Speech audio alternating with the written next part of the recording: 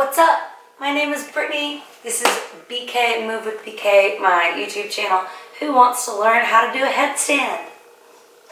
We always see people on Instagram, people on YouTube doing these crazy poses, and it seems unachievable, but it might just be more achievable than you think. There's just a few things that you need to know and understand in order to practice safely on your own at home or with a friend. So, the only thing that you really need is a non-slip surface. You can do this on a hard floor, but you'll notice that your body's a little bit sensitive in the elbow points and in the top of the head, so maybe you even put like a blanket down.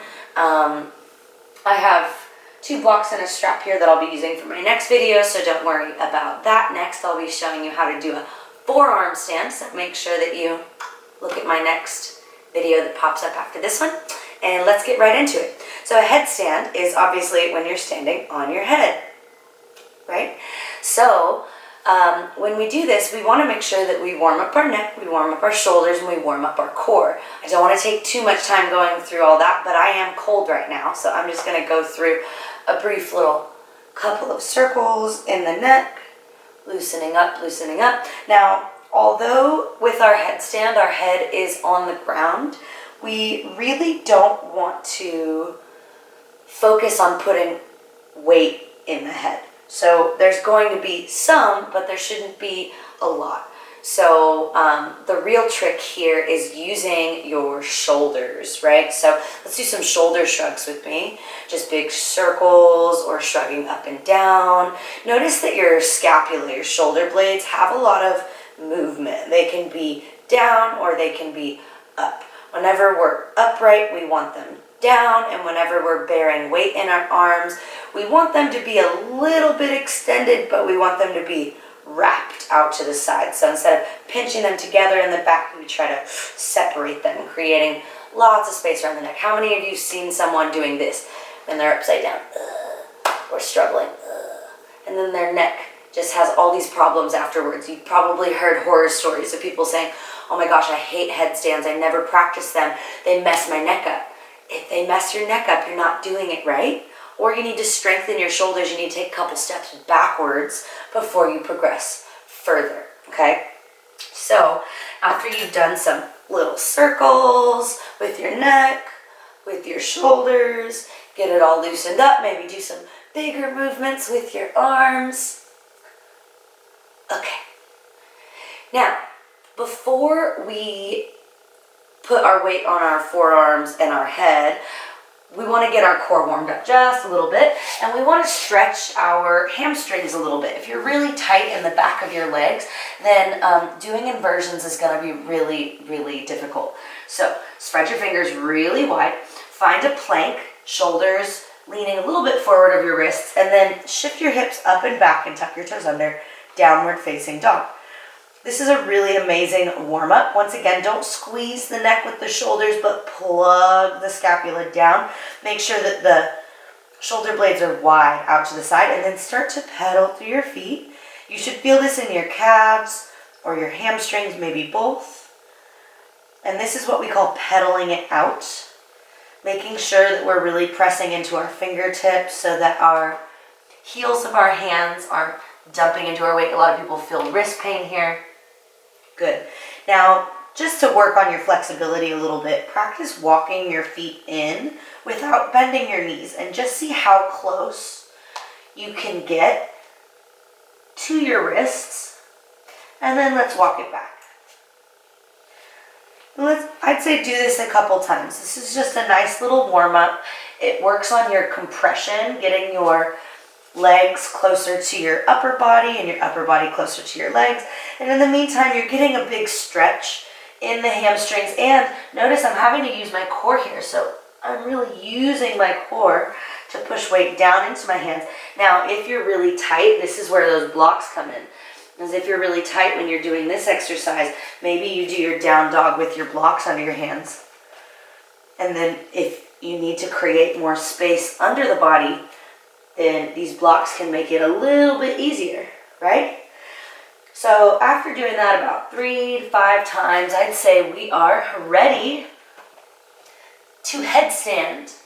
Okay, so the measurement is the most important thing. I promise I'm getting to it. So with your arms, we want to overlap like this. And you see how I can see my knuckles of this hand behind the front arm?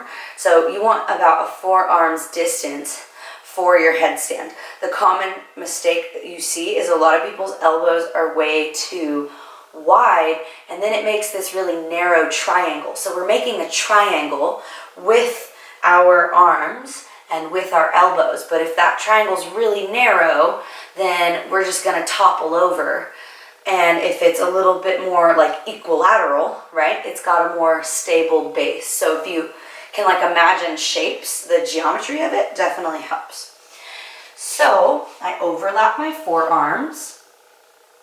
Good, and then I swing my hands forward, and you'll notice one elbow's a little bit in front of the other, so just scoot that bad boy back.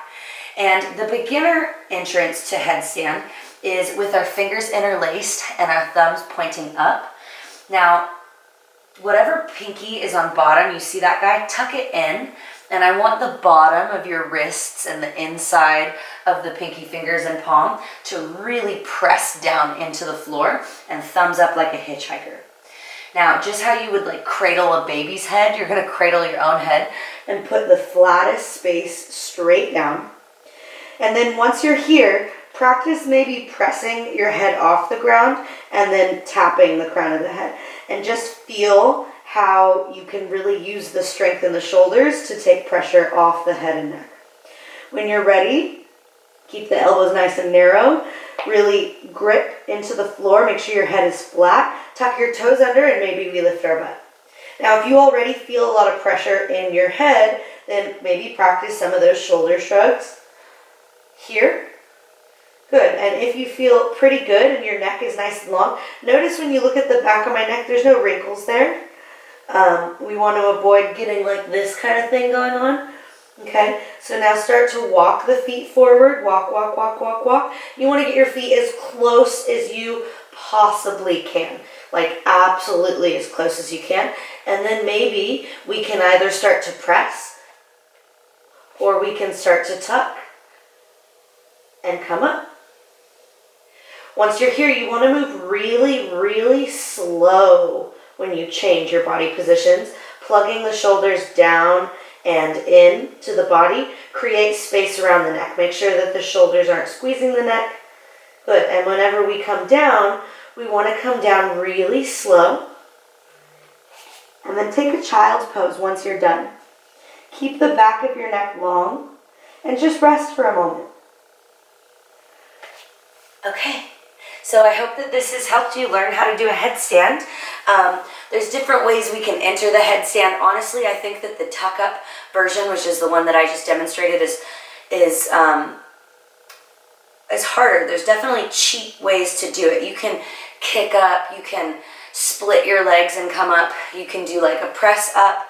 But the reason why I think it's so important to learn how to do this first is because it will highlight your weaknesses. And if you force yourself to get strong with good form and not use momentum is what gets people hurt a lot of the times, is because they are like swinging around their body weight, and then there's bigger consequences, because like when you hit the ground, you hit it with force, you know?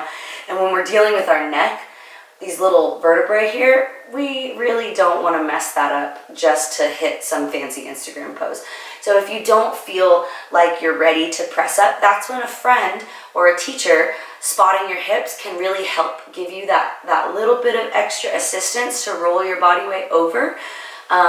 You could also use your feet, like imagine if there was like a chair or a couch right here, or even if I were to use the table, to maybe put one foot up on.